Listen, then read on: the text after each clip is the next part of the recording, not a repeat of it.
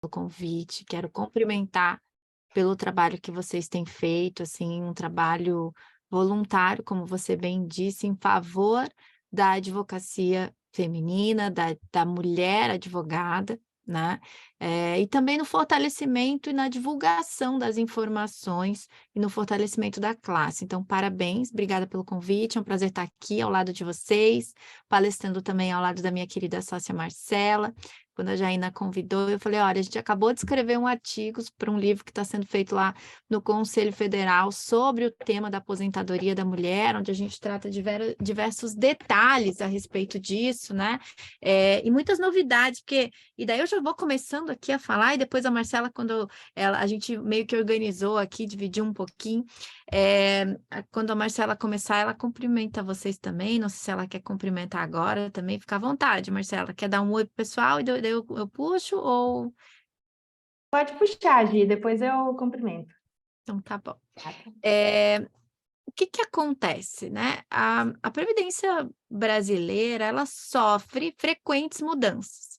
As mudanças podem ser mais superficiais, às vezes uma alteração num decreto, uma instrução normativa, uma mudança mais, uma portaria, porque a gente brinca que advogado previdenciarista acorda, pisca e já tem uma portaria nova, já tem um comunicado, um memorando circular, um ofício, disso ou daquilo.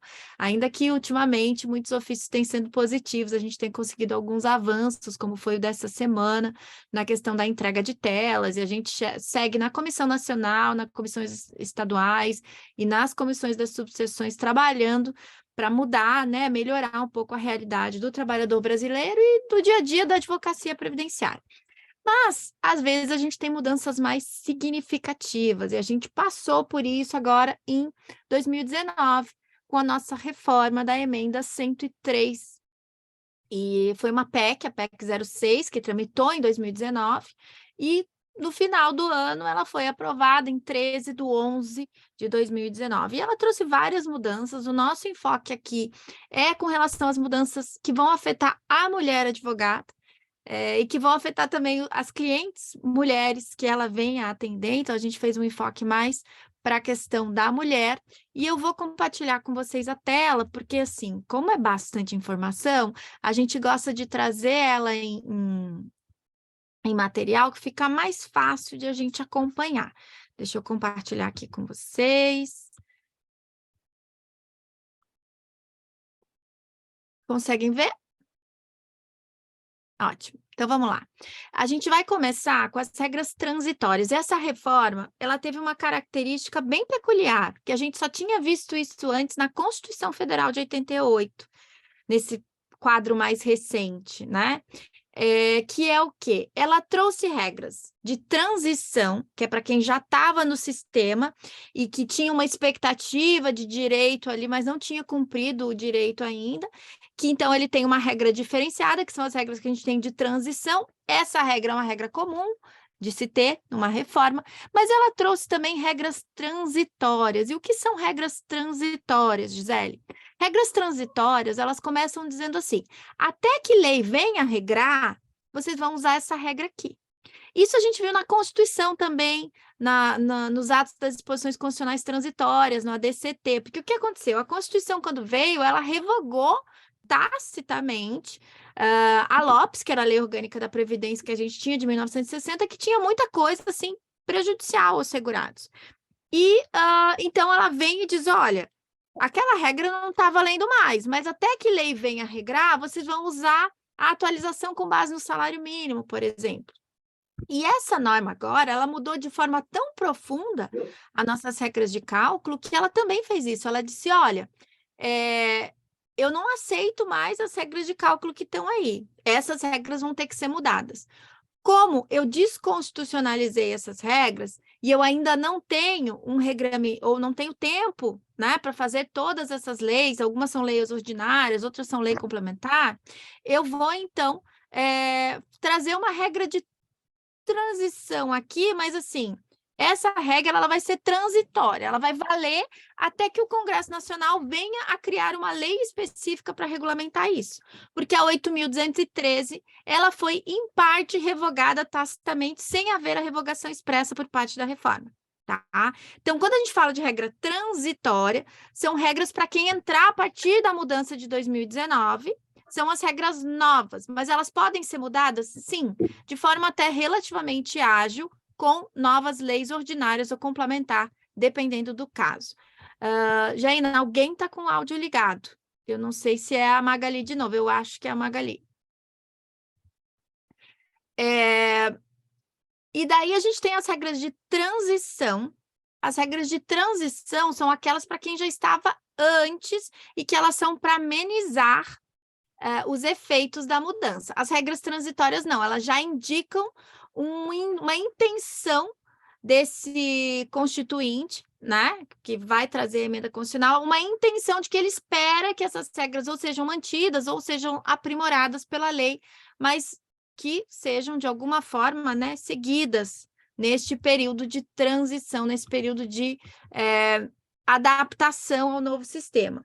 Claro que com a mudança do governo que a gente vive hoje, talvez essas regras transitórias elas sejam alteradas, talvez não, enfim, a gente vai ter que acompanhar. Mas no momento, o que a gente tem de expectativa de regra nova, né, que está valendo para quem entra no sistema, então para as nossas filhas, por exemplo, né, para as nossas sobrinhas, para as jovens que estão entrando no sistema, a gente tem uma idade mínima forçada, né, obrigatória para todas as aposentadorias femininas.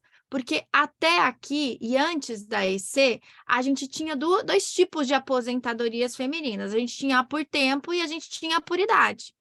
Na por tempo, eu tratava dos 30 anos de contribuição, independente da idade que aquela mulher vinha a ter. Na por idade, era 60 anos de idade.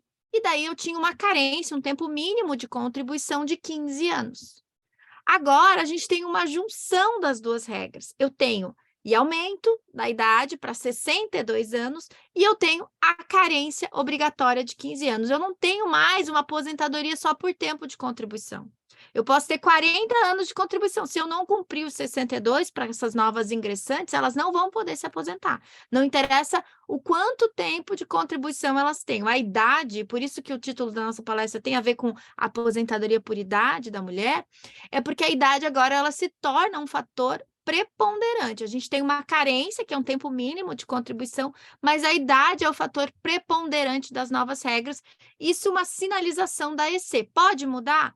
Pode eventualmente mudar na lei, mas essa parte é improvável que se mude, né?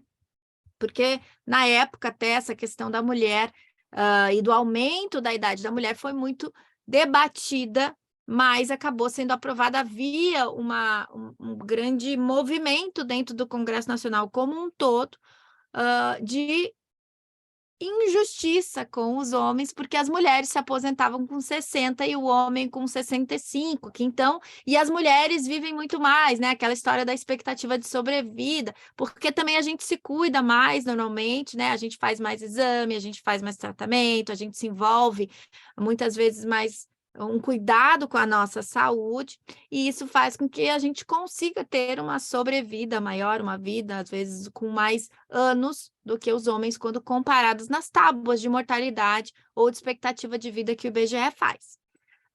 E daí, então, essa questão da idade, do aumento da idade da mulher, foi uma coisa que passou muito tranquila no Congresso Nacional. A única coisa que eles não aceitaram, por causa de um movimento muito forte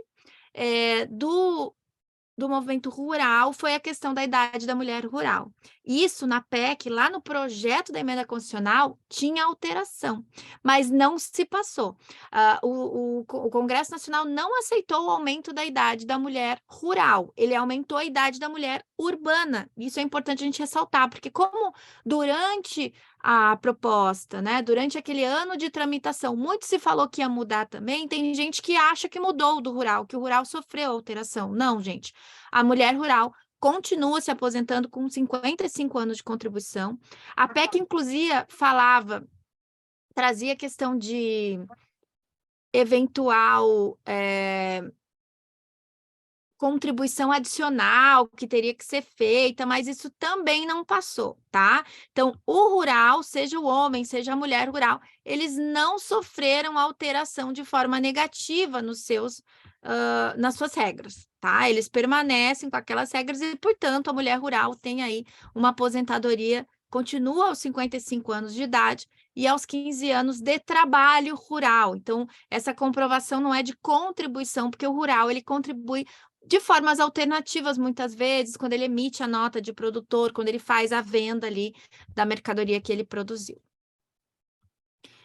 A gente tem também a da professora, e aqui no caso da professora, no regime geral que a gente está falando, o nosso enfoque aqui é INSS, tá?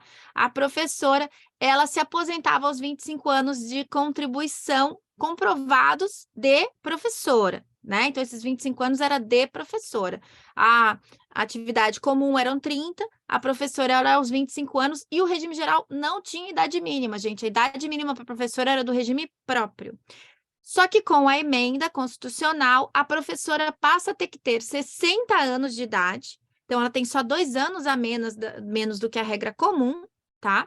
E ela tem que ter 25 anos de tempo de magistério, tá? Então ela mantém o tempo, só que colocaram uma idade mínima bem alta para as professoras. Lembrando que essas professoras são aquelas que comprovem exclusivamente o tempo de efetivo exercício nas funções de magistério da educação infantil, ensino fundamental e médio. E professor, para período após 81, não há conversão de tempo. Então, a professora que trabalhou uma parte como professora e outra parte numa atividade comum, ela não vai poder majorar esse tempo de professora como a gente faz no tempo especial, tá? Então, professora, um dia vale um dia, e ela vai somar com o restante. Se ela não conseguir comprovar os 25 anos de professora, de educação infantil, fundamental ou médio, ela vai ter que ter 62 anos e vai ter que cumprir daí lá, porque daí ela já vai ter 25, ela cumpre a carência, né? Mas ela vai ter que ter idade nas duas hipóteses. Essas para as novas ingressantes, tá? As transitórias, as regras para quem vem.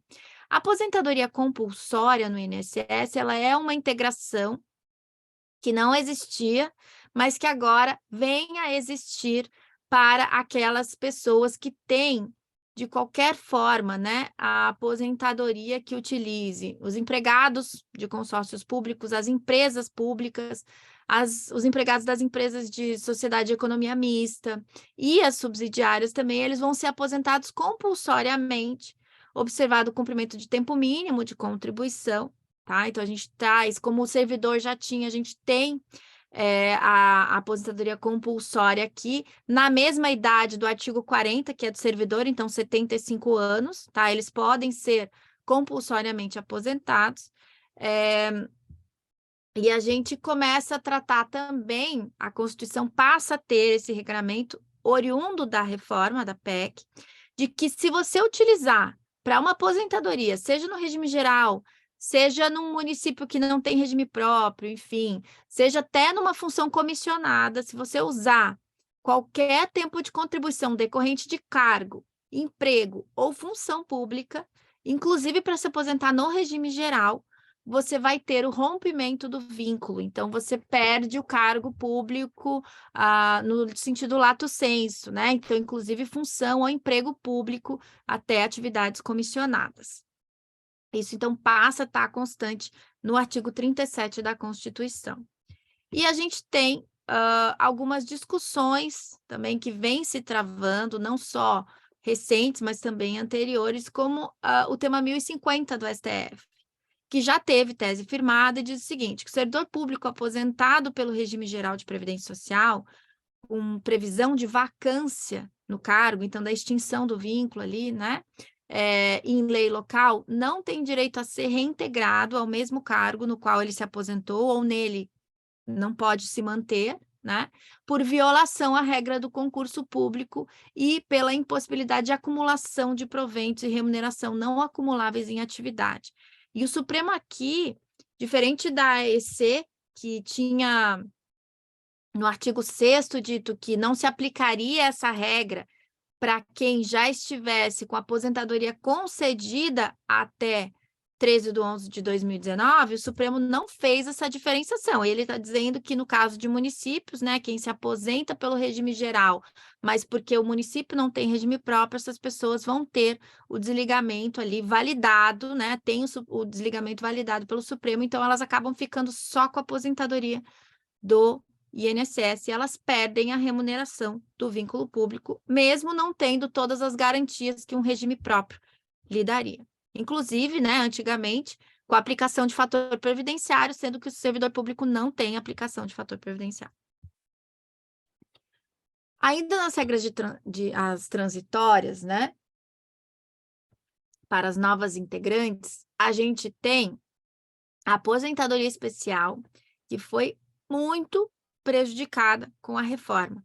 A aposentadoria especial, ela era uma aposentadoria que vinha pela proteção do trabalhador exposto a agentes nocivos à sua saúde ou à integridade física. Então, quem recebe insalubridade, periculosidade, quem está exposto a agentes químicos, físicos ou biológicos, e que esse trabalho ele tem uma condição e uma contagem diferenciada, porque aquilo pode ser nocivo à saúde do trabalhador.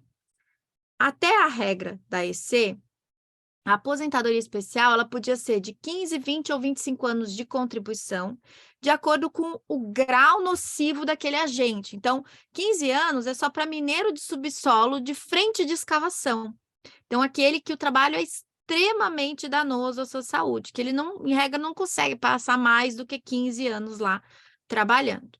20 anos são para agentes cancerígenos, amianto. E 25 é a regra geral, é o ruído, é o calor, é o frio, é o agente biológico, né? São as outras condições não tão favoráveis ao ser humano, mas mais amenas, digamos assim, na avaliação do legislador. A regra até ali não exigia idade mínima. Só que após a EC, a gente mantém o tempo de 15, 20 ou 25 anos, só que a gente passa a ter uma idade mínima que aqui não diferencia homens e mulheres. E é 55 anos de idade para o mineiro de subsolo de frente de escavação, 58 anos de idade para aquele que tem exposição a amianto e agente extremamente cancerígeno, e 25 anos de tempo de contribuição e 60 anos de idade para aqueles que, então, estão na regra geral da atividade nociva à saúde ou integridade física do trabalhador. Então, ruído, calor, como a gente já mencionou, né? Lembrando que também, após a EC, eles proíbem a conversão de tempo especial. Eu só posso aposentar especial puro. Então, se eu trabalhei 24 anos e 9 meses no tempo especial, e eu não consigo completar os 25, eu não vou poder majorar esse tempo do que for após 2019. Eu acabo sendo prejudicado, então eu não me aposento especial e acabo tendo que cair na regra geral, com a idade lá, que pode ser maior para a mulher, a gente viu que pode ser 62 anos, né? Então, a gente acaba prejudicando bastante esse trabalhador que está exposto a agente nocivo à saúde. No caso da incapacidade, também, a aposentadoria por invalidez, como a gente chamava antes, agora ela passa a se chamar por aposentadoria por incapacidade permanente. E essa aposentadoria, ela tinha um cálculo bem mais vantajoso, que era de 100%, independente do tempo de contribuição que essa trabalhadora tinha, e agora ela passa a ser de 60% mais 2% para cada ano acima de 15. Então, uma trabalhadora que chega está trabalhando e fica totalmente incapaz para o trabalho, se ela tem menos de 15 anos de contribuição, ela vai se aposentar com 60% da média. E antes ela se aposentava com 100% da média. Lembrando que aqui na aposentadoria por incapacidade, ou na nossa chamada antiga aposentadoria por invalidez, isso não é programável, né? A pessoa, ela sofre um infortúnio muitas vezes e ela não consegue mais continuar a trabalhar e ela acaba sendo obrigada a deixar a sua atividade sem condições de exercer outra, e ela vai fazer isso com uma renda consideravelmente menor se ela tiver pouco tempo de contribuição. Se ela tiver menos de 15 anos, ela sai com 40% a menos, então ela sai só com 60% da sua média de contribuição. A gente tem apenas uma proteção para quando é decorrente de acidente de trabalho, doença profissional ou doença do trabalho, não tem mais as doenças graves proteção. E as doenças graves são o quê? Câncer, né? Aquelas previstas em lei que dão a viabilidade de saque de FGTS, dão isenção de carência, dão os direitos de isenção de imposto de renda, aquelas doenças, cardiopatia grave, né? Essas doenças que já têm efeito em diversas outras normas protetivas, aqui no regime geral eles não têm mais proteção. Eles são aposentados com 60% da média, né? Então o valor diminuiu bastante. Essas são as regras novas, então, para os novos integrantes e para aqueles que venham a se aposentar por incapacidade também. E a gente tem uma mudança no cálculo também, que a Marcela vai falar um pouquinho para vocês, que é a mudança no cálculo do benefício, que também sofreu alteração, porque essa reforma ela não só mudou os requisitos para poder se aposentar, como ela mudou a forma de cálculo que acaba reduzindo a média, que acaba reduzindo o valor do benefício. Marcela, fica à vontade aí. Obrigada, Gi. Oi, pessoal, tudo bem? Me ouvem bem? É uma honra estar aqui com vocês, né, a convite da OAB de Balneário Camboriú, em especial junto com minha amiga, a doutora Gisele Kravichichi, pela qual eu tenho muito carinho e admiração, né, e tenho o prazer de tê-la todos os dias comigo, né, trabalhar junto com essa mulher maravilhosa. Gi, pode passar o slide, por favor. Bom, pessoal, a Emenda Constitucional 103, que é a reforma de 2019, ela altera consideravelmente a forma de cálculo do benefício. Como esse cálculo era feito antes? A partir de 99, para quem se aposenta entre 99 e 2019, ou com base nessas regras que a gente chama de direito adquirido, o cálculo era feito com base em 80% dos maiores salários de contribuição, com o descarte automático dos 20 menores salários de contribuição, a partir de todo o período contributivo, que ali a gente entra em discussão de uma nova tese, que seria a revisão da vida toda, né, que o Supremo veio confirmar agora a legalidade dessa lei, desse artigo, dessa regra, e a regra de transição que o INSS aplica na via administrativa, que prevê a forma de cálculo com base nos 80% maiores salários de contribuição a partir de julho de 94. E a reforma, ela vem e traz que a média agora ela vai ser com base em 100% dos salários de contribuição, das contribuições vertidas a partir de julho de 94 ou desde o início das suas contribuições, se posterior a essa data. E se você quiser descartar salários de contribuição, você também descarta o tempo de contribuição. E aqui no INSS a gente tem a garantia do benefício que não pode ser inferior ao salário mínimo, mas também não pode superar o teto do INSS, hoje em média R$ 7.500. Pode passar, gente. Então, essa exclusão dos salários, né, dos menores salários que a emenda fala, ela fala que se você tiver, a mulher que tenha mais de 15 anos de tempo de contribuição, né, que seria 180 contribuições para fins de carência, ela pode excluir do cálculo os menores salários de contribuição, desde que preserve no mínimo 180 contribuições. Só que essas contribuições descartadas, elas são inutilizadas, ela não pode utilizar, vamos supor que ela tem um vínculo público, né, com ente público, e ela quer certificar esse período para averbar junto ao regime próprio. Esse período, ele se torna inválido, ela não pode utilizar para nenhum fim. E que efeito isso gerou? Qual que é a discussão disso? Até maio de 2022, até que teve um efeito benéfico. Por quê? Entrou uma discussão do que a gente chamava de milagre da contribuição única. Desde que a segurada ela tinha ali garantido as 180 contribuições a título de carência, se ela recolhesse uma contribuição no teto, ela sairia com a média de 60% se tivesse no mínimo os 15 anos de tempo de contribuição. Então, se ela tivesse, após julho de 94, 10 anos de recolhimento no mínimo e uma contribuição no teto, a média dela poderia ser feita com base no teto. Então, só que não durou muito tempo. Em maio do ano passado, o Congresso sancionou uma lei, a Lei 14.331 de 2022, limitando o número de contribuições, que é o que a gente chama na lei de divisor mínimo, que para as seguradas que tenham menos que 108 contribuições recolhidas a partir de julho de 94, ao invés da média da soma das contribuições ser dividido pelo número dessas contribuições que ela tem recolhido, vai ser dividido por 108. Então, isso vai jogar a média lá embaixo. Então, teve um efeito relativamente bom para muitos segurados que se atentaram também a isso, né? Mas hoje a regra de cálculo, ela, considerando ali a questão dos descartes, ela pode ter hipótese que pode ser mais favorável para o segurado, mas via de regra ela é prejudicial, porque são poucos segurados que entram numa das regras de transição, que a gente vai ver mais à frente, que tem tempo suficiente para descartar. Às vezes, para ele conseguir elevar a média, ele vai ter que contribuir por muito mais tempo, o que torna o retorno, o retorno desse valor inviável, né? Pode passar, Gi.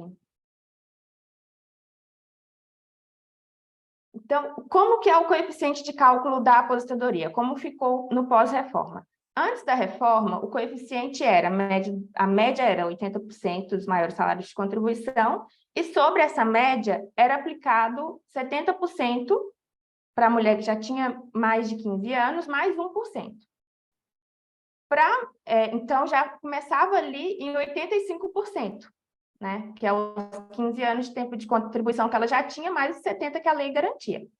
A reforma de 2019, ela vem e fala o seguinte: a mulher que tem 15 anos, ela vai sair com um coeficiente de 60%. E para cada ano a mais de tempo de contribuição, será acrescido 2%, 2 pontos percentuais no cálculo. Uma diferença também com base na regra anterior é que o coeficiente ele ficava limitado a 100%. E aqui a gente tem a possibilidade de ultrapassar esse valor dos 2% a cada ano. Pode passar, Gi. Mas está faltando a Paulinha Molegari para me falar. Agora? Acho que tem alguém com o microfone aberto.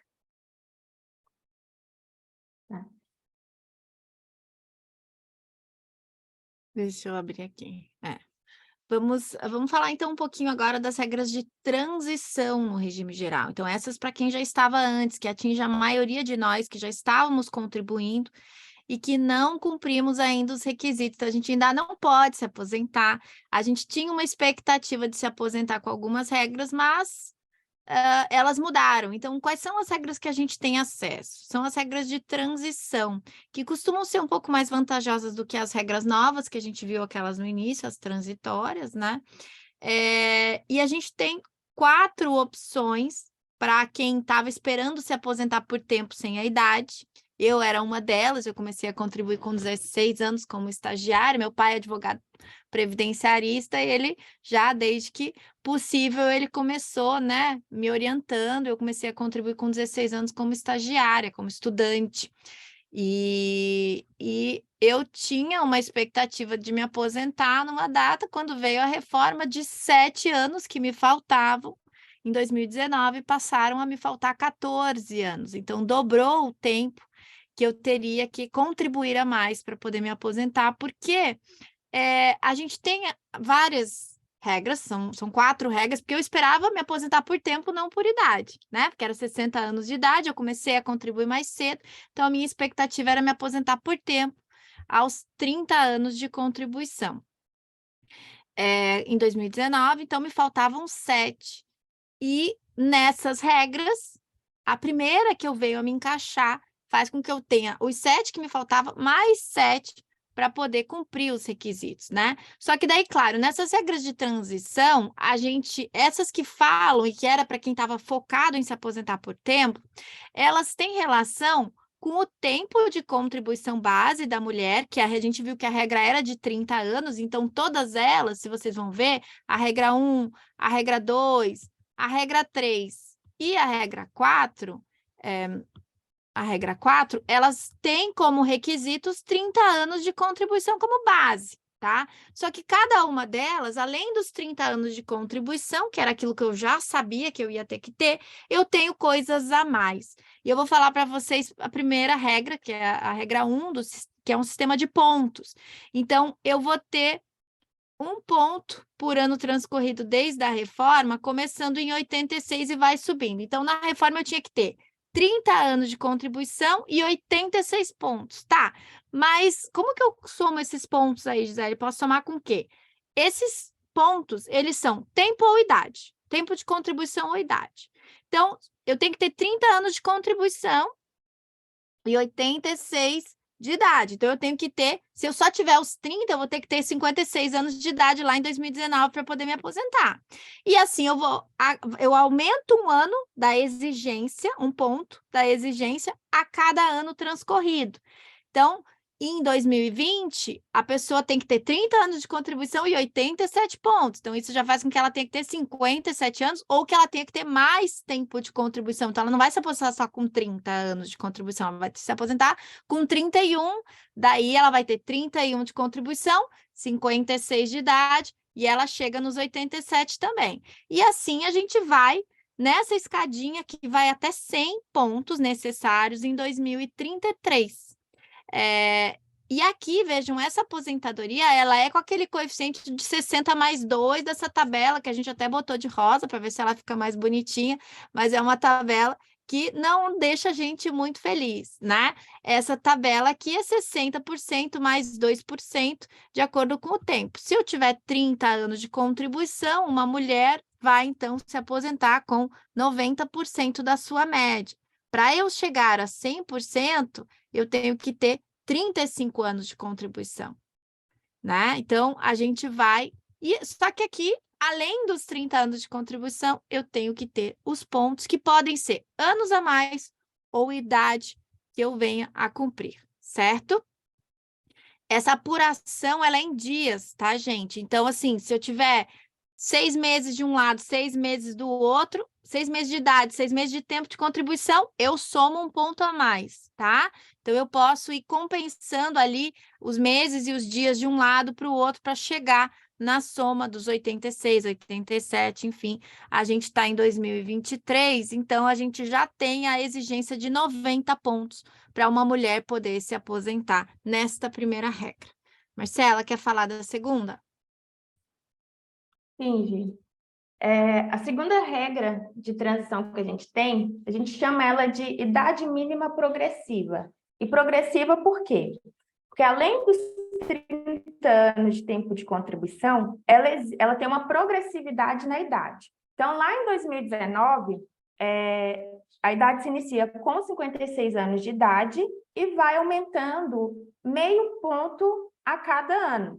Então, aumentou para 56 anos e 6 meses em 2020, 57 em 2021 e hoje, em 2023, a gente está com 58 anos de idade.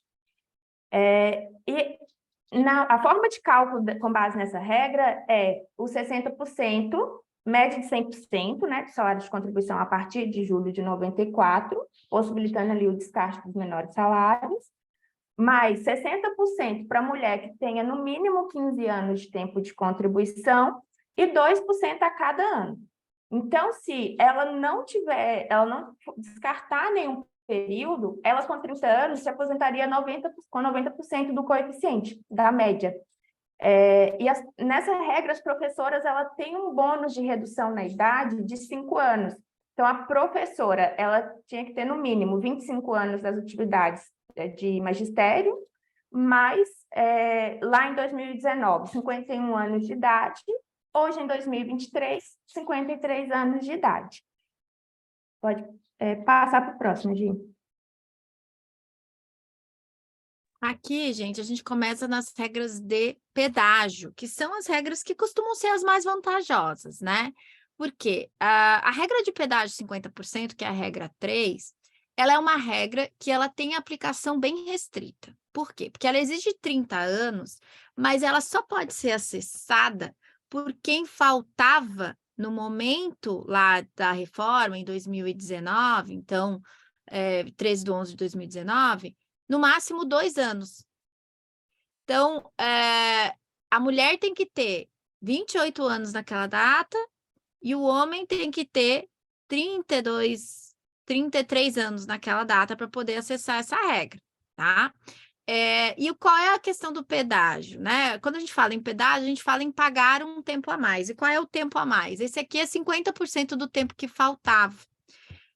Quem estava, então, faltava só 2 anos para cumprir o requisito, ele pode se aposentar com essa regra, pagando mais 50%. Então, se faltava 2 anos, vai ter que pagar mais um. Se faltava meio ano, vai ter que pagar um ano a mais. Então, paga o que falta, os 2 que falta, mais um. Então, ao invés de pagar 2, vai pagar 3 e vai ter acesso a essa regra. Só que essa regra, ela também, ela faz a média com 100% dos salários.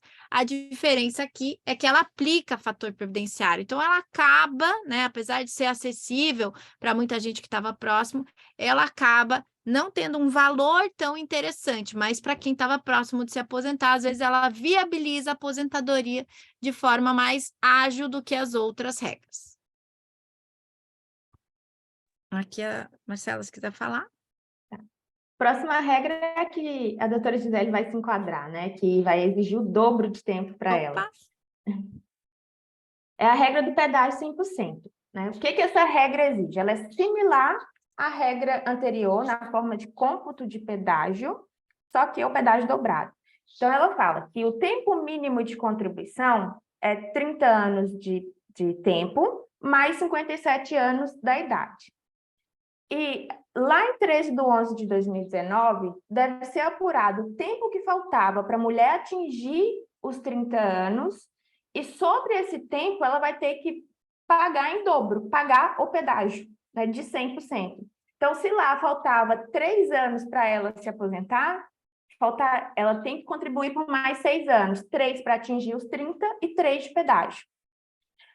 Uma das vantagens dessa regra é a forma de cálculo, que ela garante 100% da média. Né? Então, embora para quem falte mais tempo de contribuição, ela é uma regra penosa, né? Ela exige bastante tempo de contribuição, exige mais tempo no mercado de trabalho, né? Mas a forma de cálculo dela, ela acaba sendo mais vantajosa. Pode falar, gente. Porque ao invés do fator previdenciário que acaba reduzindo o benefício, a gente tem a garantia aqui de 100% da média, né, das contribuições. Isso. E as professoras também, elas têm acesso a essa regra de transição, com redução de 5 anos da idade, né, e o tempo de contribuição também aos 25, mais o pedágio adicional de 100% que faltava para atingir os 25 anos. Pode passar.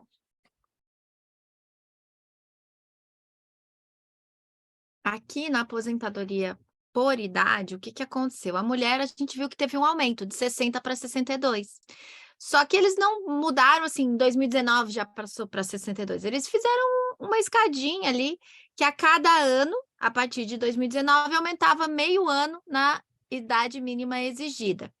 Então, 2019 era 60, 2020 já passou a ser 60,5, 2021, 61, 2022, 60,5, 61,5, e agora, 2023, a gente já chegou a 62. Então, quem quiser se aposentar por idade e que só cumpre a idade, né? Mas a partir de 2023, vai ter que ter os 62 que foi da mudança da reforma, porque como foi só 2 anos a mais, que às vezes é bastante no mercado de trabalho, mas que na regra, né, não foi tão grande, essas pessoas, elas vão ter que, a partir de 2023, a mulher vai ter que cumprir a regra nova mesmo de 62, lembrando que a carência permaneceu a mesma, né? Então, o tempo mínimo de contribuição ficou de 15 anos, só cuidado aqui, porque a carência é contribuição em dia. E daí isso é um problema, porque muitas de nós acabam trabalhando sem pagar, sem contribuir. E quando elas resolvem se preocupar com isso, já está, às vezes, muito próximo do momento de aposentadoria e não tem a primeira contribuição em dia, não tem a qualidade de segurado, não tem sequer a filiação e a inscrição no sistema. E daí vem a pergunta das clientes, né, ou até das colegas advogadas que trabalharam uma vida inteira e não contribuíram. Tá, mas eu posso pagar em atraso? Você pode pagar em atraso, a questão é que para carência, em regra, você vai ter dificuldade e isso não vai contar. Para carência, tem jeito de contar, mesmo sendo em atraso, só se você pagou a primeira em dia e você ainda não perdeu a qualidade de segurado ali naquele período, né? Então, eu paguei a primeira em dia e depois eu tenho ali a questão do... Eventualmente, né? Vou pagar durante 1 ano, vou pagar durante 2 anos, enfim. Vou completar só um período. Agora, para quem quer pagar 15 anos, 10 anos em atraso, não dá, gente. A contribuição, ela foi feita, né? Esse mínimo de contribuição foi feito para carências em dia. No caso da complementação, quando a gente está falando de pessoas que pagam abaixo do mínimo, ou que pagaram no código errado, ou que pagaram na alíquota errada, né? Eu paguei como MEI. Gente, tem muita gente pagando pelo MEI que não é MEI. Eu não sei, assim, o MEI só traz complicação. Não aconselhem MEI para ninguém, porque MEI, além de ser super complicado para contar, você acaba tendo que complementar, porque a pessoa não era MEI, então ela não tinha. O MEI ainda gera dívida para essa pessoa, porque o MEI é um CNPJ, o MEI é uma empresa. E se você não está trabalhando, mas o MEI está lá em aberto, todo mês está gerando dívida. E quando você vai tentar fechar esse mês, você vai lá e eles, não, mas espera aí, você tem uma dívida aqui de 20 mil. Então, ao invés de pagar esses 20 mil para frente, em dia, para ter um benefício bom, vai ficar quitando parcela em atraso que nem conta para carência, que não serve para nada, né? Então, assim, tem que tomar muito cuidado com o MEI. A complementação, se a complementação é referente à alíquota ou é referente à base, por exemplo, a pessoa pagava sobre um valor, por engano, abaixo do salário mínimo. Vou dar um exemplo, o mínimo mudou esse mês. A pessoa emitiu as guias lá em janeiro para pagar o ano inteiro sobre o 1.302. E o salário mínimo mudou e a pessoa não se tocou. E ela pagou o restante dos meses no 1.302. Aqueles meses que ela pagou abaixo do salário mínimo, ela vai ter que complementar, porque não vão contar. Falta R$18, mas o sistema não vai contar enquanto ela não complementar. Essas que ela pagou em dia, a base, né? Só faltou complementar, elas contam para carência, porque é complementação. O problema são as contribuições em atraso como um todo, tá? Então, assim, a aposentadoria, eu vi ali a questão da dona de casa, né? Gente, dona de casa é baixa renda, é outro problema. Quem quer fazer a contribuição com um valor um pouco menor, usa o plano simplificado, que é o de 11%. Eu não aconselho baixa renda nem MEI para ninguém, tá? Porque... Acho que alguém abriu o áudio de novo, Jaina.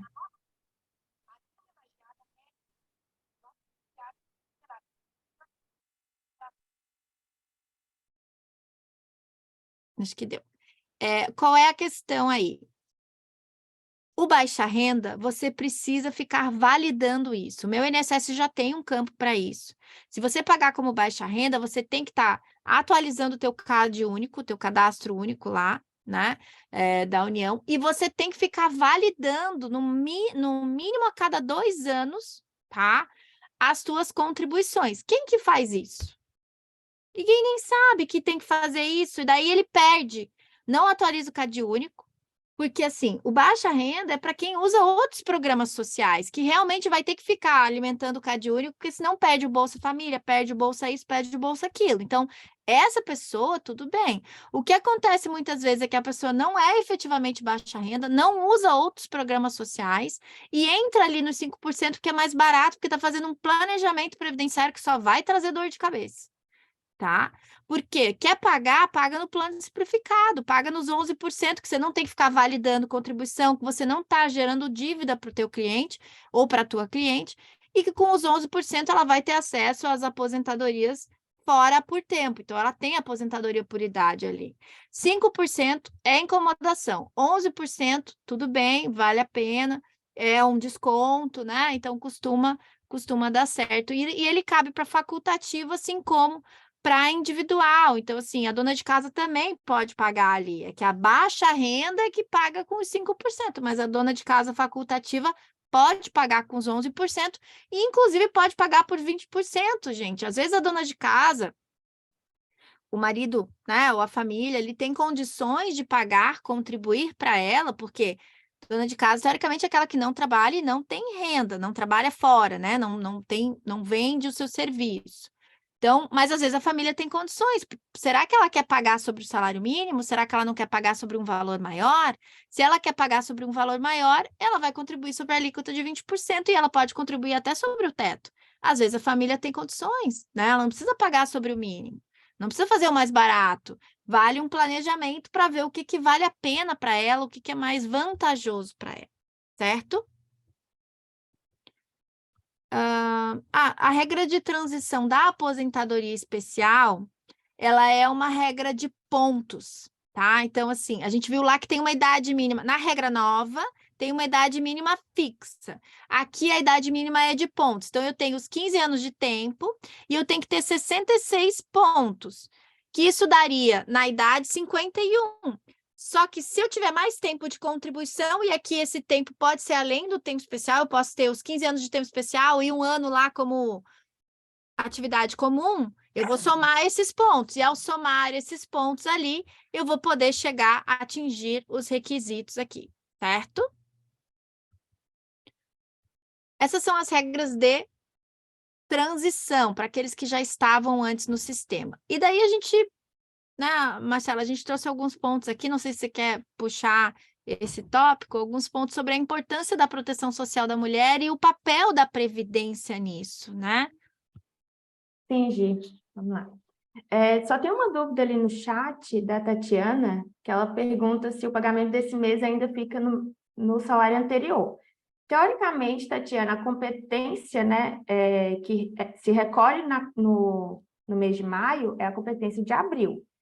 Então, é sempre bom puxar o CNIS, verificar se o segurado está fazendo o recolhimento na data certa, porque às vezes ele faz uma confusão, acha que se paga no mês a competência, né, dentro do mês e não decorrente do mês anterior, porque o salário mínimo ele só passa a ser vigente, os 1.320, a partir da competência de maio, que vence no dia 15/6.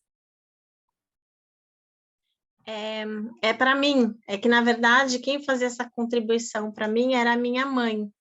E aí, ela falou para eu comecei a pagar, eu pedi para ela, né, o carnê para eu começar a pagar, para eu assumir esse valor. E aí surgiu, como você falou, surgiu essa dívida, porque é a segunda que eu vou pagar, né? Eu sei que eu puxei o CNIS até ontem, porque ia ter a palestra hoje, e eu vi que no meu caso, né, para mim, tem uns valores ali que eu preciso fazer o complemento, mas eu não entendo nada de previdenciário. E por isso que eu questionei. Tem que complementar, porque valor abaixo do mínimo não conta. E você tem que olhar sempre a competência, não a data que você está pagando. Porque eu posso estar pagando hoje a competência de 3 anos atrás, porque eu estou contribuindo em atraso. Então, o que eu tenho que olhar o mês que se refere. Se é referente a maio, você vai pagar até o dia 15 de junho, e daí você tem que pagar sobre o salário mínimo 1.320. Se é referente à competência de abril e você vai estar pagando até o dia 15 de maio, daí você vai pagar sobre o 1.302. Tá? Não, é sempre a competência e o salário mínimo vigente na competência base, não na data da contribuição. Entendi. E aí, com relação a essas contribuições que foram feitas a menor na época, porque pelo que eu vi ali, tem acho que de 2014 ou 2013, alguma coisa assim, tem alguns meses que foram pagos a menor. Nesse caso, eu preciso ir no INSS pedir para eles fazerem... Você tem que ligar para o 135 e abrir o pedido de complementação, porque deve ter sido feita como individual ou facultativo. Se você era empregada, você não precisa complementar antes de 2019. Se você fazia como individual ou facultativa, daí você precisa ligar para o 135 ou para o 0800 e pedir a complementação. Eles vão avaliar, fazer a guia e você recebe a guia pelo teu Meu INSS. No INSS presencial, você tem que agendar para fazer isso. Não dá para ir lá, eles não vão fazer. É um procedimento que envolve um servidor que tem que estar disponível para fazer esse cálculo. Então, quando é complementação, você não precisa juntar muita documentação para comprovar a atividade, porque você já pagou em dia, você só quer complementar. Se você quer contribuir em atraso, daí você tem que juntar comprovação de exercício da atividade, porque o facultativo não pode pagar em atraso. Então, você tem que provar que você trabalhou, que você teve renda e que daí você quer pagar. Só que essa contribuição em atraso, ela pode não valer muito a pena, porque às vezes não vai contar para a carência, o que você quer é uma aposentadoria por idade, né? Você precisa da carência. Então, tudo tem que ser bem planejado para não jogar dinheiro fora. Tá, muito obrigada. Marcela, quer... Tá. Vamos lá. Então, aqui a gente traz alguns pontos importantes, né, do papel da Previdência e a proteção social da mulher, né, porque o direito à Previdência é um direito social, então, muito se fala só no custo econômico que a Previdência, né, gera para o governo, mas é função também do Estado amparar e garantir o mínimo para os trabalhadores que pagaram o seguro, né, que é a Previdência. Então, a gente traz alguns dados bem relevantes do IBGE, que fala que hoje 55% da população com mais de 60 anos é do sexo feminino. E dentre a faixa etária de 65 a 70, essas mulheres não possuem, 54,6%, não possuem companheiro, companheira, esposo, né, ou esposa, e mais de 41% dos lares chefiados por aposentadas e pensionistas são mulheres, né? E o número de pensionistas dentro ainda do sistema segundo o último levantamento do INSS, ele ultrapassava 80%, né? Justamente para aquela questão que a doutora Gisele já colocou no começo. A mulher se cuida mais, a mulher vive mais, mas em contrapartida, ela recebe menos dos valores da aposentadoria. E o reflexo disso é decorrente da dupla jornada e a remuneração inferior, né? Hoje ainda, embora a gente estamos avançando na conquista da igualdade, o trabalho reprodutivo ele é predominante no mercado, né, da mulher, que é aquele trabalho vinculado à função de cuidado, das atividades de cuidado, como professora, enfermeira, doméstica, né? E são trabalhos que remuneram, infelizmente, né, remuneram menos. E isso impacta no valor da aposentadoria. Então, uma distinção no tratamento das regras de aposentadoria, ela hoje existe como uma forma de compensação pelas desigualdades geradas pelo próprio sistema. Gi, quer colocar alguma coisa? Não, é isso mesmo, os números, né? Porque às vezes você tira do contexto o fato de a mulher viver mais, mas o benefício dela é menor, né? Muitas vezes ela, quando é a mantenedora da família, ela é solo, né? Muitas mulheres, primeiro porque às vezes os companheiros já se foram, ou depois porque ela acaba tendo o relacionamento encerrado ali, com a idade mais avançada, né? Então, a gente tem a dupla jornada da mulher. Isso tudo, ele acaba trazendo reflexos na qualidade de vida da mulher, na aposentadoria, né? E nos reflexos também que a gente vai ter, porque não é só a questão do benefício, a pensão por morte também sofreu redução com a reforma. Então, muitas vezes a mulher acabava complementando a renda depois, quando perdia o seu companheiro ou companheira, ela complementava com a pensão por morte, né? Então, quando se ia o outro ficava com as duas rendas. Agora não tem mais isso. E daí a gente vem destacar para vocês, já caminhando para o fim aqui a nossa palestra, a gente vem encaminhar para vocês alguns projetos interessantes que a gente mapeou no Congresso Nacional, que estão em tramitação e que tratam da questão do direito das mulheres à previdência social de forma diferenciada. A gente viu que a idade mínima ainda é menor, 3 anos a menos, antes a gente era 5 anos a menos de idade mínima, mas os valores dos benefícios e a contribuição e o tempo de contribuição acaba prejudicando a mulher pela característica contributiva dela, característica laboral dela. O fato de que quando a gente tem dentro de um casal uma criança ou um idoso a ser cuidado, geralmente é a mulher que se abstém de trabalhar, que abre mão da sua carreira. É a mulher, quando alguém, né, tipo, tem uma criança ou tem um idoso que tem que acompanhar ao médico, os dois trabalham, quem é que vai levar de forma costumeira? Quem é que falta o seu emprego naquele dia e que aumenta a chance de eventualmente ser desligada, ser demitida, né? É a mulher que costuma fazer isso. Então, todas essas características, elas fazem muitas vezes que a mulher tenha uma vida contributiva menor, ela alcance, tanto na questão dos valores quanto no tempo, ela acaba alcançando menos condições de igualdade quando comparada com homens. E isso aqui não é uma questão de raça, tá? Não é uma questão racial, é uma questão mais de gênero mesmo, a mulher acaba prejudicada nesse ponto, em qualquer comparação que seja. E aqui a gente tem o PL 3062, que fala de alterar o cálculo da aposentadoria da mulher, adicionando nesse cálculo lembra ali naquela tabela cor-de-rosa que a gente mostrou para vocês, que tinha 60% mais 2? O que essa lei procura alterar é botar mais ponto aqui, mais 2%, aí adicionando ponto de acordo com a quantidade de filhos. Então, sejam filhos adotados, sejam filhos sanguíneos, né?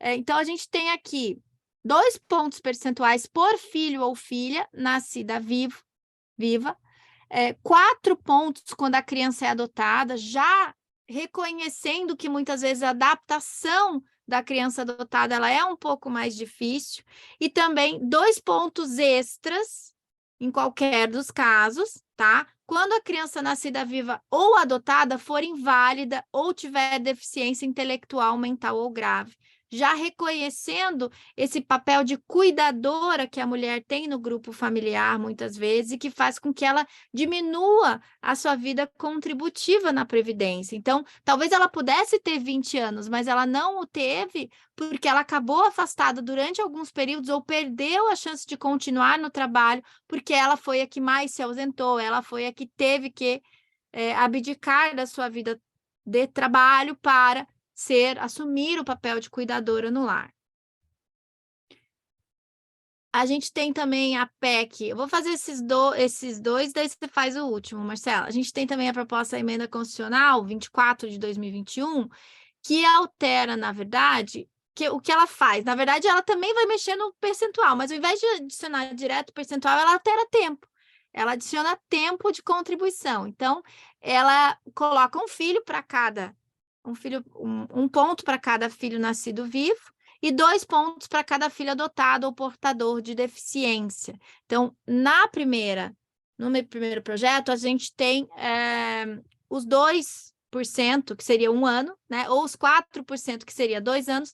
A diferença lá é que a gente tem, quando for criança adotada, ou filho nascido ou filha nascido que tenha invalidez ou deficiência intelectual, mental ou grave, a gente vai ter 2 pontos mais 2 pontos, então vão ser 4. O outro vai ser 4 pontos mais 2 pontos, então vão ser 6. Então, aqui a gente tem um adicional um pouco maior do que essa proposta da emenda anterior. Marcela, se quiser encerrar com essa daqui. Tá, vamos lá. Esse projeto é bem parecido com o primeiro, né? A proposta dele é trazer como regra... Travou aqui. Mas a gente está te ouvindo, tá? Tudo certo. Tá. O objetivo do PL 2647, ele tem como regra aumentar também o tempo, nesse caso, o tempo de contribuição, né? 1 ano de tempo de serviço, mas seria de tempo de contribuição, para cada filho nascido com vida, 2 anos para criança menor adotada Hoje, travou, dá continuidade? O slide ficou preto. Dou sim, pode deixar.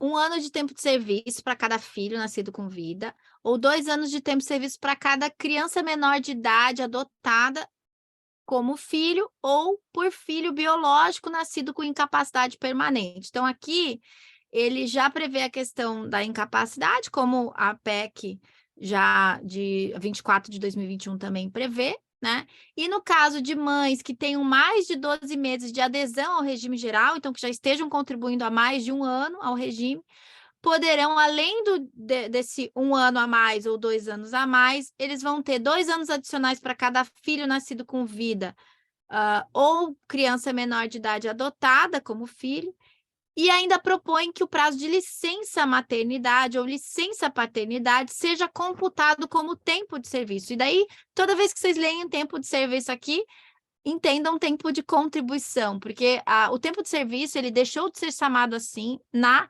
EC20 de 98, mas alguns dos nossos legisladores ainda, talvez pela idade mais avançada ou a ser jovem há mais tempo, né?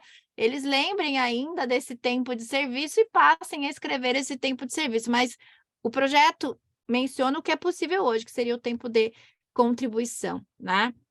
Então, você vai ter ali esse período de licença, que pode chegar hoje a 180 dias, sendo computado para tempo de contribuição exclusivamente para o efeito de aposentadoria de mãe ou pai, né? Então, aqui, essa questão da licença já abarcando todos os gêneros, né? Então, já dando a viabilidade também do homem que tem a licença paternidade ou até a licença paternidade, que muitas vezes tem sido obtida na justiça, que na verdade é a licença maternidade transferida para o homem, que muitas vezes perde a mulher, né? E daí ele fica com a responsabilidade de cuidar da criança. Então, a justiça já tem reconhecido esse direito de ter a ele estendido, e depois as próprias normativas vêm se ampliando, né? Iniciou na justiça, na jurisprudência, essa extensão. Então, às vezes, a mãe morria no parto, o pai ficava responsável pela criança, ou então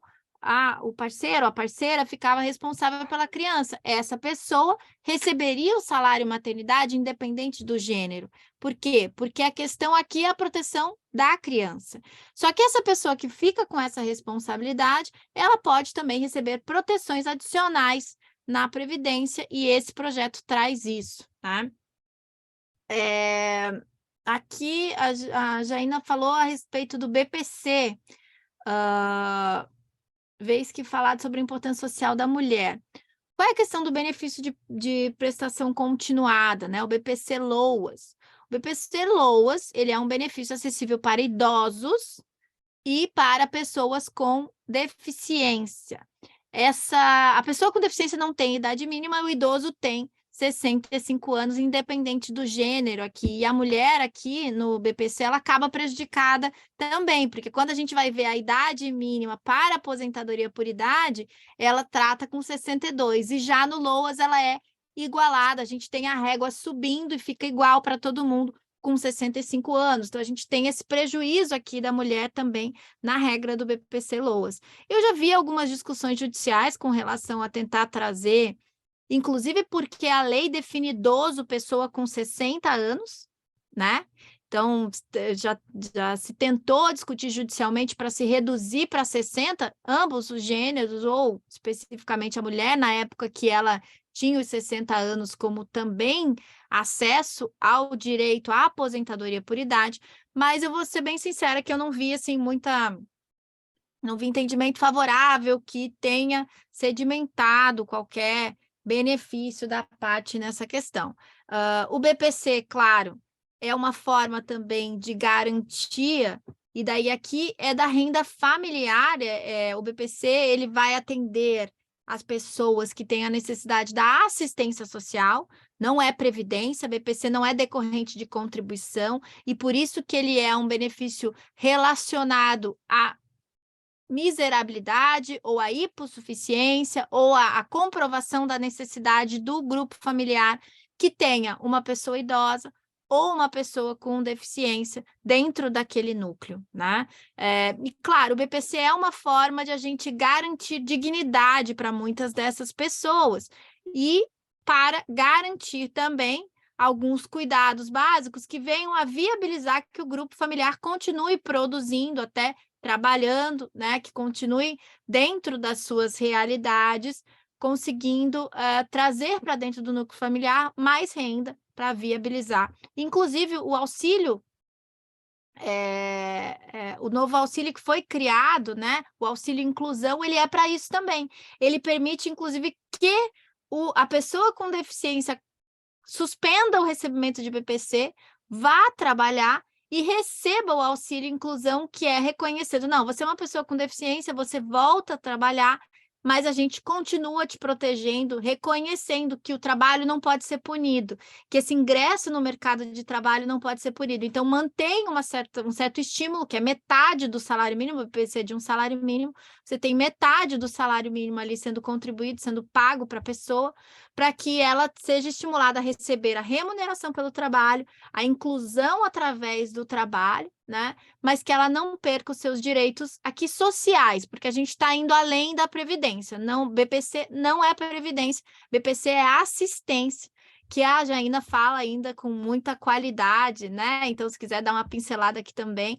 Mas, assim, já encerrando, e parei o compartilhamento aqui para a gente poder ficar mais próximo, que daí aparece mais a gente, senão a gente só vê os quadrinhos pequenininhos ali. Quero agradecer, Jaina, você, a OAB de Balneário, todas que estiveram aqui com a gente, a Marcela também por toda a dedicação, né? O trabalho que cada uma de vocês faz dentro das suas áreas, ele é essencial para que a gente continue a transformar a sociedade, né? E quando a gente fala em assistência, quando a gente fala em previdência, quando a gente fala em saúde, quando a gente fala em mulher advogada, a gente fala disso também, né? Em fazer a diferença, em construir a sociedade que a gente quer deixar para os nossos filhos, para os nossos sobrinhos, para aqueles que a gente ama, e que a gente possa seguir juntas sempre, construindo isso. Contem comigo sempre, tá? Adorei o convite, adorei estar aqui com vocês, fiquei muito feliz, inclusive, de estar palestrando ao lado da minha querida Marcela, e tá aqui a convite da Jaina, que é uma pessoa que a gente se conheceu, acho que foi 2019, né, Jaina? E a gente criou uma afinidade, assim, você mora no meu coração, viu? Muito obrigada. Marcela, se quiser se despedir do pessoal aí também. Obrigada, viu, Jaina? Obrigada, Gi. Obrigada, pessoal. No final ali, meu computador ele ficou preto na tela, mas tem a doutora Gisele que brilha, né? E nos salva. Obrigada pela atenção de todos. Jaina, muito obrigada pela atenção. Ao pessoal da OAB de Balneário, a todas, né? Porque só tem mulheres aqui hoje presente. Obrigada por estarem conosco. As organizadoras desse evento, que eu acompanhei pelas redes, é um evento bastante incrível. Foi muito prazeroso estar aqui hoje com vocês. Eu gostaria, mais uma vez, né, até como falado no início, agradecer, então, as nossas convidadas do dia, que é a doutora Gisele Lemos Cravichinchi, advogada, previdenciarista e conselheira federal da OAB, e a doutora Marcela Runas, também advogada previdenciarista, ambas trabalham no escritório Cravichinchi, né, de direito previdenciário. Foi muito importante, eu acho que a fala de vocês, porque, até como bem pontuou a doutora Gisele, nós, advogadas, também temos essas dúvidas com relação a como recolher o nosso tempo de prestação de serviço, se de forma privada, né, ou via INSS. Até a doutora Gisele e a doutora Marcela, aproveitando mais um tempinho, se puderem só dar uma pincelada também sobre a questão OAB-PREV, que eu acho que é importante, que Claro. a gente tem muitas dúvidas. Eu recolho, eu sou sincera, mas muitas vezes eu fico na dúvida do tempo de recolhimento, do valor, muito embora eles tenham sempre profissionais habilitados a estarem nos explicando, mas a gente fica com dúvida porque quem trabalha por conta, que hoje ganha X, amanhã ganha Y, daqui a pouco ganha Z, enfim, a gente não sabe exatamente o parâmetro para poder se manter esse recolhimento. Então, até aproveitando mais um pouquinho do expertise, ó, quero falar chique, de vocês, eu deixo essa questão e depois também, se alguém quiser fazer mais algum questionamento, eu vou pedir ao final que todas abram suas câmeras para que a gente registre esse momento. Obrigada. Obrigada, Jaina. Claro que a gente fala sobre a OAB-PREV, eu acho que é importante a gente orientar e dialogar cada vez mais sobre a questão do planejamento pessoal, financeiro e previdenciário, porque previdência é se precaver, né? Garantir qualidade de vida num momento de infortúnio, de necessidade ou de idade avançada, quando a gente vai querer parar de trabalhar, né? E quem se planeja bem, às vezes pode até parar de trabalhar antes, pode até parar de trabalhar antes de ter a idade avançada. Mas como é que funciona, né, gente? Vamos pensar, não tem custo-benefício melhor do que o salário mínimo no INSS para contribuir, tá?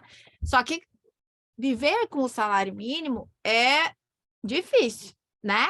Então, se a gente fizer um planejamento previdenciário, onde a gente tem um prolabore, né, tributário, previdenciário e financeiro, onde a gente tem um prolabore na nossa sociedade de advocacia, o prolabore pode ser do salário mínimo, um pouco acima do salário mínimo, enfim, a gente vai ter que ter outra forma de planejamento financeiro para o descanso, né? Lá na frente, assim, para podermos nos recolher aos aposentos, né? Para que a gente possa se aposentar. E como que isso pode ser feito? Primeira dica, tá? Não coloquem todos os ovos numa cesta só. Então, assim, diversifiquem investimentos, previdência complementar, e daí previdência complementar, que é o BPREV, né? Não façam em banco, gente. Banco tem fins lucrativos. Então, assim, façam em entidades associativas. A nossa tem a OBPREV, que é uma entidade associativa sem fins lucrativos, que está ali para administrar o dinheiro investido dos advogados para gerar benefícios futuros. Tem os investimentos, e daí, assim, se você está investindo para previdência, para lá na frente, você não vai ficar investindo em ação, você não vai ficar investindo em bitcoins, você vai investir em coisas mais conservadoras, você vai investir em tesouros, você vai investir em renda fixa, você vai investir em coisas, né? Se você pode separar uma parte, se você, né? Não, eu quero assim, vou pegar uma parte do que eu estou investindo e vou investir nisso, e outra parte eu quero mais risco, porque eu entendo disso e isso rende muito mais. Realmente, se você fizer bem feito, às vezes ação, bitcoins, essas coisas aí podem render muito mais. Mas quando você está falando em previdência, você está falando de um investimento a longo prazo que tem que ser seguro, porque não dá para amanhã dar um problema ali e você perder tudo, e daí depois de amanhã você já atingiu a idade, você precisa parar de trabalhar, né? Então, isso é um cuidado. Não colocar tudo num lugar só, diversificar. Então, assim, previdência complementar, ela é indispensável, a BPREV é uma oportunidade que a gente tem, porque é um fundo sem fins lucrativos, que a gente pode participar, inclusive, da administração, que tem transparência nas informações. Então, considerem, sim. Algum investimento além disso é importante, é interessante. Hoje em dia, o Tesouro Nacional, você pode investir lá R$30, R$50 por mês também, tá? E você investe lá para 2032, para 2026, você pode investir, inclusive, com retorno financeiro, né, a cada 6 meses. Então, eles têm lá, eles dão o pagamento de juros a cada 6 meses, tem outros que você deixa os juros lá rendendo para receber lá na frente, enfim, são administrações do dinheiro. E você tem que também pensar sempre que esses investimentos para a Previdência têm que ser mais conservadores. Cuidado que a gente tem que ter quando a gente está contratando plano de previdência complementar, a nossa querida OBPREV ou qualquer outro plano que vocês vão fazer. Gente, quem está vendendo isso para vocês vai ganhar no benefício de risco. Então, ele vai querer que você faça uma pensão alta, uma aposentadoria por invalidez alta, porque é onde ele vai ganhar a remuneração dele, tá? O corretor ganha em cima disso. O que fica para você é o benefício programado, que é a tua contribuição mensal para a sua aposentadoria futura. O benefício de risco é o quê? Pensão, aposentadoria por invalidez, às vezes tem auxílio-doença, esses benefícios de infortúnio, aquilo que não é programado. A aposentadoria futura, isso é o que é saldo de conta teu. Amanhã, se tu quiser portar, tu leva para outro lugar. Se tu desistiu, tu quer sacar, né? Se tu morrer e não contratou pensão, aquilo é saldo de conta, é poupança tua. Tá? Então, vocês têm que entender essa diferença, porque às vezes tem gente contratando aí R$1.000, que 900 é benefício de risco. Mas a pessoa vai lá, ela não, graças a Deus, não ficou doente, não morreu. E daí chega lá na hora de se aposentar e o valor do benefício é irrisório. Por quê? Porque ela botou R$100 no benefício programado e 900 no seguro. Benefício de risco é seguro. Se acontecer, você está garantido, que é a teoria do copo cheio, né? Então, você vai lá, você está enchendo o teu copinho para você se aposentar lá e o copo está cheio aqui. Só que se você fica doente aqui, você não tem dinheiro suficiente para pagar a tua aposentadoria. Então, o que que a seguradora vem e faz? Ela enche o teu copo. Ela vai lá e coloca aqui em cima. Só que se você não teve esse infortúnio, você só vai ter o que o teu copinho encheu. Se você não contribuiu o suficiente para a aposentadoria que você quer lá na frente, você não vai ter o suficiente lá. Não interessa o quanto você está pagando, você tem que olhar o que que você está pagando de risco e o que que você está pagando de programado.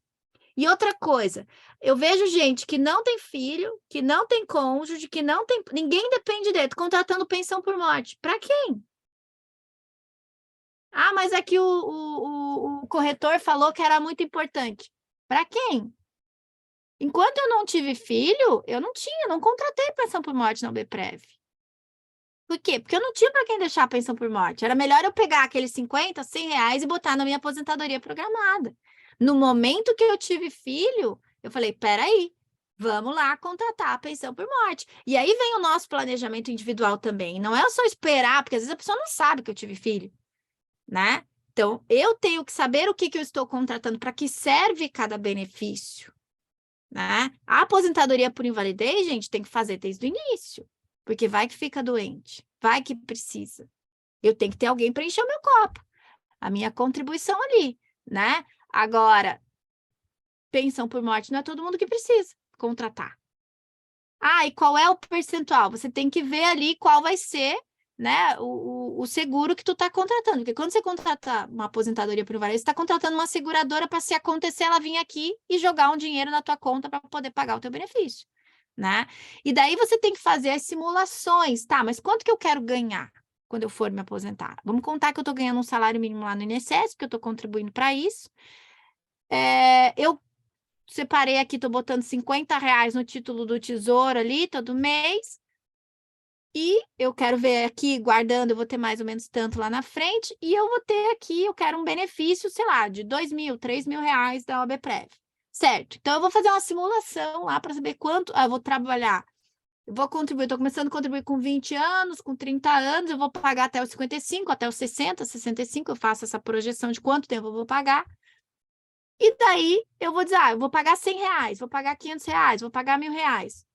Ok? Isso são parâmetros que você tem que definir, sim. Tempo de contribuição, valor de contribuição, mas a gente tem que tomar muito cuidado, que é aí que eles nos iludem, que é nos juros. Porque o que acontece? Às vezes você vai lá e diz assim, eu vou pagar 100 reais, quanto que dá o benefício? Daí a pessoa põe lá que vai ter juros de 12% ao ano. Todo o período. Daí lá na frente você vai ter 1 milhão. Só que os juros, ele estava 3% logo ali. Agora está 13%, mas ano que vem pode estar 10%. E ele está simulando com 12%. Hoje, que você, na verdade, porque às vezes a pessoa está querendo te vender para dizer que o benefício vai ser super bom. É melhor que você jogue a real, entendeu? Melhor que você seja transparente. Daí eu digo para vocês, qual é os juros que a pessoa está dando? 6%, IPCA mais 6%. Daí você fica pensando, tá, mas qual é a chance, talvez, de eu ter 6%, inflação mais 6% durante todo o meu investimento? É pequeno. Você quer realmente saber quanto que você tem que pagar para ganhar lá os 1.000 reais que você quer lá na frente? Faz simulação com 3%. Entendeu? Porque capitalização ajuda, sim, mas a gente não pode se iludir, porque hoje talvez eu conseguisse pagar mais 50 reais. Só que se eu deixar lá na frente, eu não vou ter 1 milhão para aportar na saída.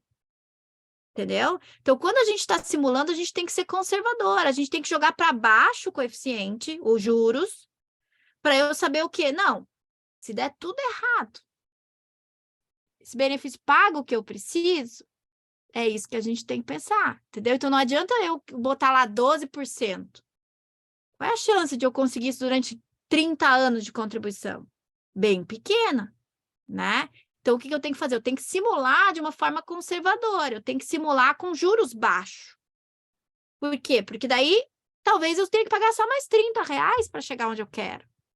E hoje eu consigo pegar 30 reais de um pastel e uma coca e botar ali. Agora, lá na frente, eu não vou conseguir, Então, o planejamento ele tem que começar cedo e ele tem que ser conservador, tá? Porque essa história de fazer simulação com juros mirabolantes é enrolação. Você está se iludindo, lá na frente você não vai ganhar o que ele está te prometendo ali. Tá? Então, tomar cuidado com isso. E não sair contratando seguro como se fosse um milagre, porque o que você está jogando no seguro, se você não tiver um infortúnio, amém, é dinheiro que você nunca vai ver. Você está pagando para alguém ficar ali cuidando. Se precisar, botar o dinheiro para você, mas se não precisar, o dinheiro ficou para ele. Então, você tem que pensar, entenda bem o que você está contratando de programada e o que você está contratando de seguro, e o que você precisa contratar de seguro, e quanto você quer receber lá na frente. Tem simuladores legais na Beprev, tem simuladores legais online, onde você pode jogar, tá, se eu pagar por tanto tempo, mas eu quero me aposentar aos 55 anos, então aumenta a tua contribuição, porque você vai ter menos tempo de capitalização. Não, então, pelo que eu estou vendo aqui, a contribuição vai ser impossível, então eu vou para 65. Ok, isso é planejamento previdenciário. E é ir acompanhando. Quanto que você acumulou até agora? Será que no final do ano não vale a pena fazer um aporte? Fazer uma entrada lá? Porque às vezes você ganhou uns honorários que você não tinha previsto. Agora a gente tem a revisão da vida toda, por exemplo, aí, que foi uma surpresa boa, né? Talvez veio aí revisão da vida toda. Será que não vale? Ao invés de pagar imposto, vou lá botar, eu posso descontar até 12% nesse aporte. Tudo isso a gente tem que, a cada ano que vai passando, a gente tem que ir reavaliando, né? Será que eu consigo viver com aquilo que eu previ lá atrás? Não, eu vou precisar de mais. Não, eu consegui fazer uns investimentos, eu vou precisar de menos. E assim você vai organizando a sua vida financeira e previdenciária. Jaina, concluí aqui. Excelente explicação. Acho que, no fundo, nós todas esperávamos por esse arremate, né, da doutora Gisele e também doutora Marcela, porque é uma coisa que nos preocupa. Doutora Maria Terezinha colocou ali que já está aposentada. Parabéns e sorte sua, doutora, porque eu realmente não sei quando verá a minha aposentadoria, mas tenho feito dentro do possível que a doutora Gisele recomendou, mas agora, com essas observações, eu vou rever todo o contexto, porque realmente, às vezes, a gente se deixa levar pela conversa do corretor ou por alguma expectativa equivocada. Bom, eu não sei se alguém gostaria de fazer algum outro questionamento, né, para as considerações finais e a gente poder encerrar, então, esse momento tão precioso. Eu vou parabenizar também a Tatiana, que está com a sua assessora Mirim ali, isso é bem importante. É de pequenininha que as meninas devem aprender com suas mães, principalmente as mães da área jurídica. E eu vou pedir que todas abram suas câmeras, por favor, para a gente fazer o registro, então, desse momento. Agradecer a presença, inclusive, da minha colega Ana Paula, lá do Espírito Santo, que estava ali nos assistindo. Fico bem feliz. Obrigada, Fabíola, Magali, a Joyce, a Priscila, a Aleteia, né, e todas que estão aqui presentes. Algumas já saíram e outras, infelizmente, justificaram no grupo a ausência por alguns outros motivos que não puderam participar. Então, vamos fazer aqui o registro. É só a Priscila, se pudesse abrir a câmera, não sei se ela está por ali, mas de igual eu vou bater a foto. Ah, ali, apareceu. Muito bem, aquele sorriso, né, de sempre. Uma, e mais uma aqui. Deixa eu esconder o celular um pouquinho aqui para ficar mais bonita. Agora foi. Gente, muito obrigada mais uma vez. E doutora Gisele, doutora Marcela, quando precisarem da gente para qualquer coisa, contem conosco. Agradecemos. Obrigada, pessoal. Boa noite a todas. Bom descanso. Boa noite, pessoal. Parabéns pela palestra, foi demais. Muito boa. Boa noite, muito obrigada.